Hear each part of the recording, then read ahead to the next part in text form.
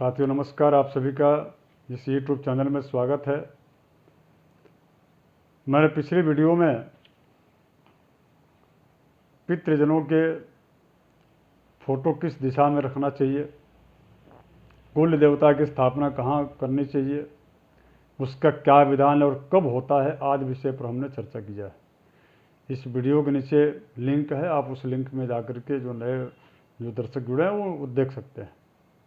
काफ़ी विस्तार से हमने उस पर चर्चा किया है। इस वीडियो में मैं चर्चा करने वाला हूँ शेरमुखी और गौमुखी। गौमुखी जो आवासीय जो भूखंड होता है या घर होता है, उसमें रहने से उसमें निवास करने वाले व्यक्ति का बहुत ही समुन्नत विकास होता है, ऐसा वास्तु शास्त्र में कहा गया है। ठीक उसी प्रकार से शेरमुखी, शेर जैसे शेर होता है, शेर का जो मुख होता है, इस प्रकार का शेरमुखी जो है भूखंड में या शेरमुखी जो है स्ट्रक्चर जिसका निर्माण हुआ है, ऐसे कंपनी, ऐसी फैक्ट्री या दुकान या वाणिज्यिक या व्यावसायिक काम जो है परिसर अर्थात कॉमर्शियल कॉम्प्लेक्स आदि आदि स्थानों पर अगर जो व्यावसायिक स्थान है उससे जुड़ा हुआ कार्य है, व्यापारिक जो क्षेत्र है, उस क्षेत्र में अगर यदि उसका जो परिक्षेत्र है उसका वह परिक्षेत्र यदि शेर के जैसा है, शेर के आकार और प्रकार के जैसा है, तो निश्चित रूप से वह बहुत ही उत्तम माना गया है। किंतु मेरा इसमें मतभेद है। निश्चित तौर पर गौमुखी जो आवास है वह बहुत उत्तम है, किंतु इसमें एक चीज़ का विशेष रूप से ध्यान दिया जाना चाहिए। और गौमुखी किसे कहते हैं आपको मैं पहले बता देता हूँ। गौमुखी का अर्थ होता है कि यह जो है इस प्रकार की स्थिति रहता है, आप ये देख रहे होंगे पीछे की ओर, पीछे जो है इस प्रकार से ऐसे,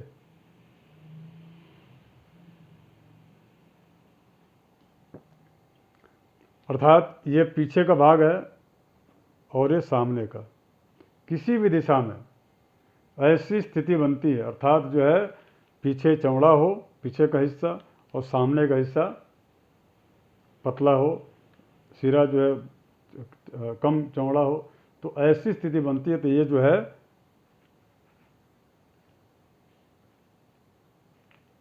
ये गोमुखी है, यह गोमुखी है। और इसकी ठीक विपरीत स्थिति, अर्थात अगर यदि इस प्रकार का, ये तो आवास के लिए बढ़िया है, किंतु अगर यदि इस प्रकार से आप देख रहे होंगे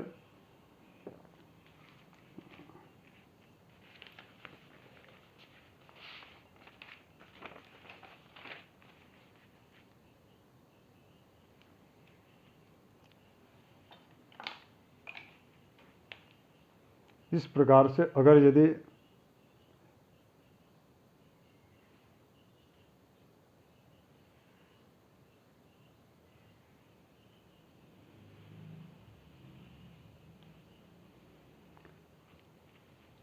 ये जो है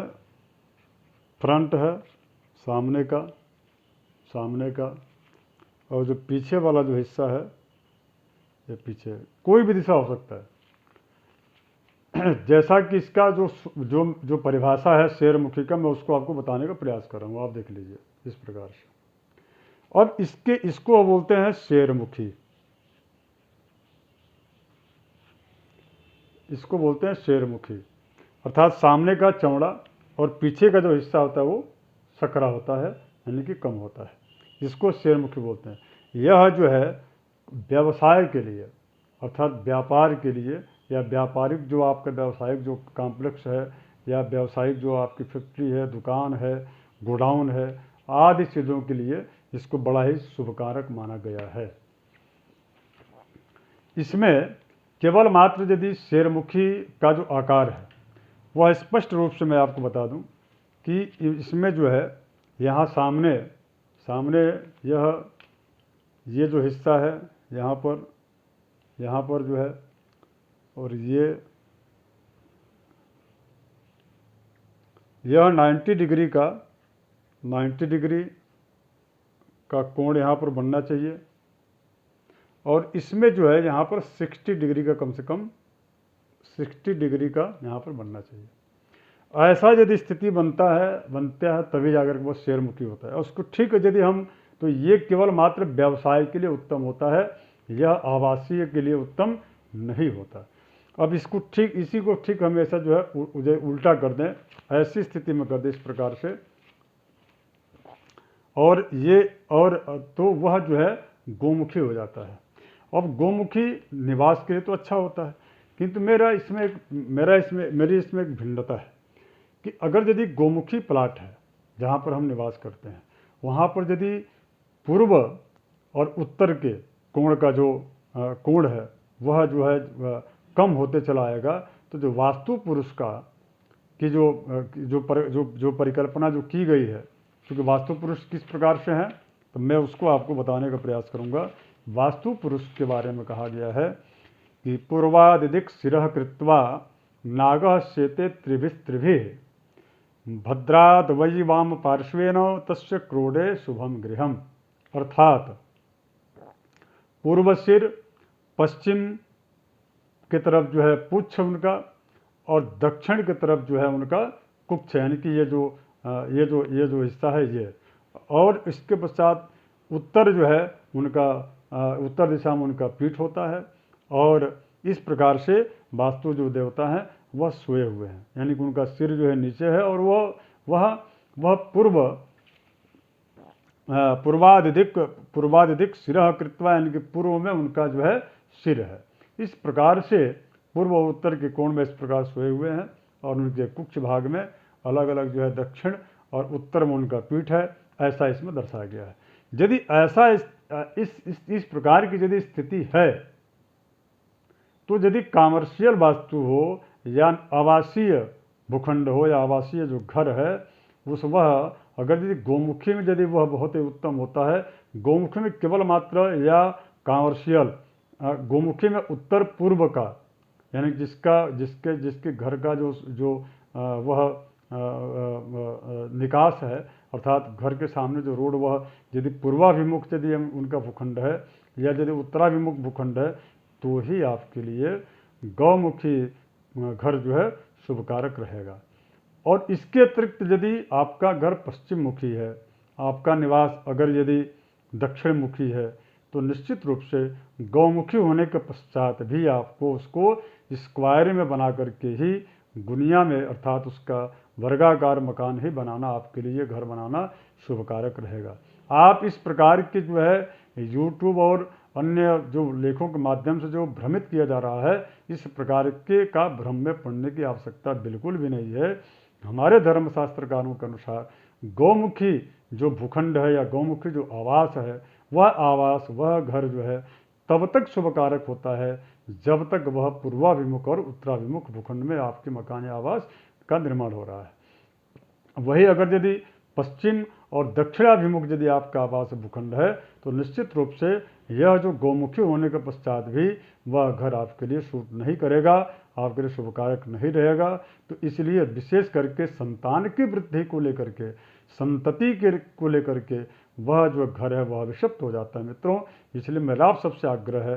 कि यदि उत्तरमुखी और पूर्वमुखी है, तो ही आप उसको गोमुखी मकान, गोमुखी जो है प्लाट में गोमुखी घर बनाएं या गोमुखी प्लाट में अपना निवास बनाएं। यदि आपका इस प्रकार की स्थिति नहीं है, तो आप कृपा करके पश्चिम मुखी यदि आपका भूखंड है, यदि आपका भूखंड दक्षिण मुखी है और वह यदि गोमुखी हो बन गया है, यानी कि इस प्रकार से जो मैंने आपको बताया है, तो उस जो है आवास को आपको स्क्वायर में करके, वर्गाकार करके ही वहाँ पर अपने घर का निर्माण करना चाहिए। अतिरिक्त निर्माण तो बिल्कुल भी नहीं करना इस प्रकार से चाहिए। यदि अतिरिक्त निर्माण करना भी है तो उत्तर और पूर्व के ओर ही करना चाहिए, ऐसा हमारे धर्मशास्त्रों में बताया गया है। प्रागुत्तरोन्नते धनसुतक क्षय, ये कहा गया है कि प्रागुत्तरोन्नते धन सुतक क्षयः असुत बदश्च दुर्गंधे। अर्थात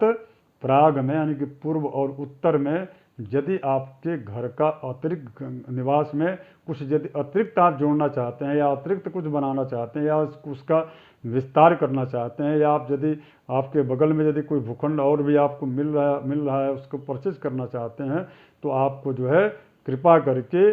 पूर्व और यदि उत्तर दिशा में मिल रहा है तो ही आप उसको खरीदें, तो ही आप उसको लें, अन्यथा वह आपके लिए हानिप्रद हो सकता है। यदि आप पश्चिम की ओर बढ़ते हैं तो हानिप्रद है, यदि आप दक्षिण की ओर बढ़ते हैं तो हानिप्रद है, या अपने ही प्लाट खाली प्लाट में यदि आप दक्षिण या पश्चिम की ओर अतिरिक्त निर्माण करना चाहते हैं, कर रहे हैं, तो वह आपके लिए हानिप्रद है, नुकसानदायक। यदि पहले से हो चुका है तो प्रयास ये होना चाहिए कि पश्चिम दिशा में बढ़िया हरितिमा बाहुल्य जो है हरा भरा वृक्ष इत्यादि चीज़ों को लगा करके उसको जो है हरितिमा बाहुल्य करना चाहिए। ऐसा करने से भी कुछ प्रतिशत जो है वास्तु का जो दोष है वह समाप्त हो जाता है। लेकिन आपको पहली बात तो ये कि आप न करें तो ज़्यादा अच्छा है क्योंकि पूर्व उत्तर की ओर बढ़ना ही उचित होता है, पश्चिम और दक्षिण दिशा की ओर बढ़ना जो है यह ठीक नहीं है। इसके अलावा इन्होंने कहा कि सुतबदस्य दुर्गंध है, यदि उस स्थल पर किसी भी प्रकार का दुर्गंध आ रहा है, जल का जमाव हो रहा है, गंदे पानी का सही ढंग से निकास नहीं हो पा रहा है, तो ऐसी स्थिति में भी उस घर का त्याग कर देना चाहिए, अथवा उसका विधिवत जो है जो दुर्गंध आ रहा है जिस भी कमी की वजह से आ रहा हो उसको खत्म समाप्त करने की आवश्यकता होती है। और उसके पश्चात प्रत्येक पूर्णिमा के दिन जो है औषधीय औषध्यादि हवन इत्यादि चीज़ें इष्ट देवता कुल देवता का पूजा पाठ, इससे सकारात्मक ऊर्जा बनी रहती है, घर में सुमति बना रहता है, कर्ज में जो वृद्धि हो रही रहती है उसमें कमी आती है। ऐसी स्थिति जो है ऐसा करने से ऐसा होता है। अब इसके पश्चात वक्रे बंध विनाशो न संति। उसके पश्चात एक बहुत अच्छा विषय इसमें बताया कि यदि आपका प्लाट मान लेते हैं कि वो बदगुनिया है, अर्थात जो है वह गुनिया में नहीं वर्गाकार में टेढ़ा है उसका आकार, लेकिन प्लाट आपका टेढ़ा हो सकता है, किंतु आप उसमें निवास जो है जो बना रहे हैं घर रहने के लिए, आप कृपा करके उसको बदगुनिया न करें। इससे बदगुनिया वाले जो आवास होते हैं उन आवासों में प्रायः देखा गया है कि संतान की वृद्धि नहीं होती है, और अकारण उसका कोई कारण नहीं है। आप चेक कराएंगे, चिकित्सक के यहाँ जाकर के आप टेस्ट करवाएंगे, उसके बाद भी रिपोर्ट आपके अनुकूल ही आएगी। तो मेरा आपसे आग्रह है कि आप जब भी निवास करते हैं तो निवास के लिए आवासीय जो भूमि है, आवासीय जो आपका जो घर है वह जो है निश्चित रूप से इन समस्त जो पूर्व में हमने बताया है उसका आपको उसका पालन करना चाहिए।